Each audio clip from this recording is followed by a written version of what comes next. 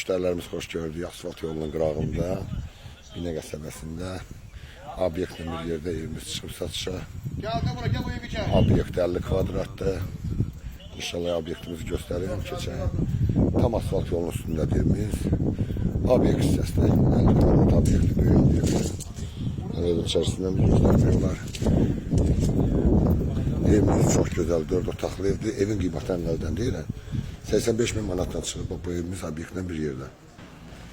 Girəndə koridor sistemlidir. Bir yataq otağı, sanitar sanuzel qovşağıdır.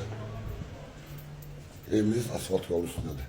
Mətbəx hissəsidir, təbii təəssüf işıq yağmur göstərərdim. Mebel qalır. İkinci yataq otağıdır.